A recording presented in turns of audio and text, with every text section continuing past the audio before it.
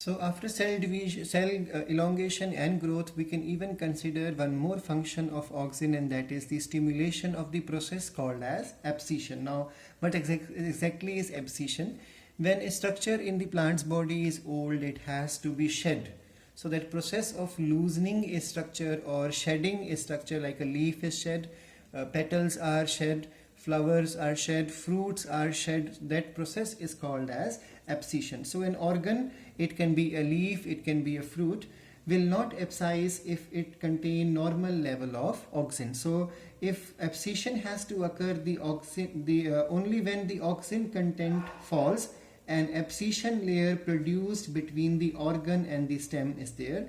So this causes the abscission layer to be formed, and once abscission layer is formed, then slowly the middle lamella, which connects the cell walls of the abscission layer together, they will start becoming loose. As that area becomes loose, that structure would fall. So it has been observed that while auxin inhibits abscission of the young leaves, it promotes the abscission in the case of the old leaves as well as fruit. So abscission is the function of auxin. In the young portion, abscission does not occur because the content of the auxin is high.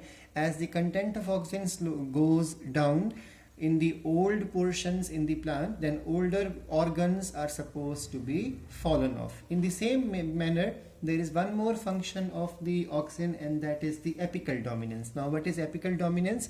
We all know that there will be a mother axis or the primary growth axis.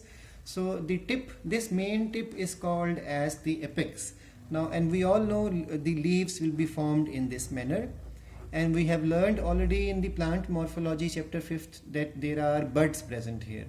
Now, as long as this growth axis is persistent, this will continue to grow longer and faster, and this will not cause these buds to grow. If you cut this bud, you must have seen, if there is a lawn in your home or in the school, you must have seen, the gardener is supposed to always make a hedge short. So cutting of the hedge longitudinal axis will cause hedge to become more bushier. So why it becomes bushier? Because when you cut the tip portion, the side branches will take over. They will start growing. So why have they become active now? Because apical dominance has been removed. So as long as the tip remains, this apex will remain dominant over the lateral buds or lateral branches. So these branches will not grow, and this is the function of auxin. So apical dominance is the phenomena of suppression of the growth in nearby lateral buds by the presence of the apical bud. So this apical bud will not cause the growth of the lateral buds.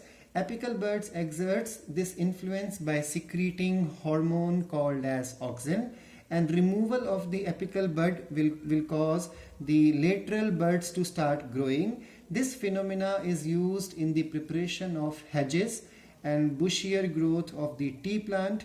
Growth of lateral bud is in a decapitated shoot can be prevented by application of a paste of auxin over the stump. So scientists have done experiments also with this, and they have found if you cut this and again put some auxin on this cut portion, these portions will not grow. That means auxin is responsible for apical dominance. In the same manner, one more function is there, that is the promotion of the cell division in the vascular cambium. So cambial activity, now cambium topic has already been removed from this syllabus, chapter number 6, but in your 10th class you must have learned about xylem and phloem.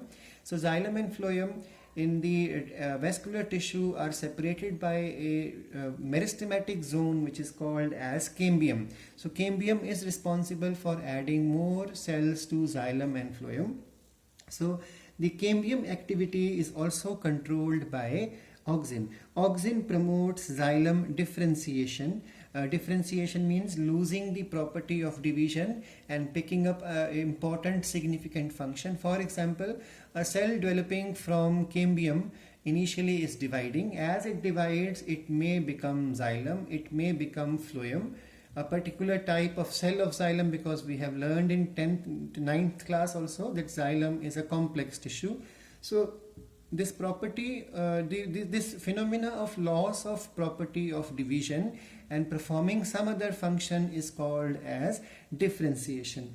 So it has been found even in the grafting experiment that auxin is added to enhance cambial activity, so that root and the stalk and the scion can be joined. So whenever healing has to take place in plants, healing occur because of cambium, and cambium's activity is motivated or promoted by the presence of auxin hormone.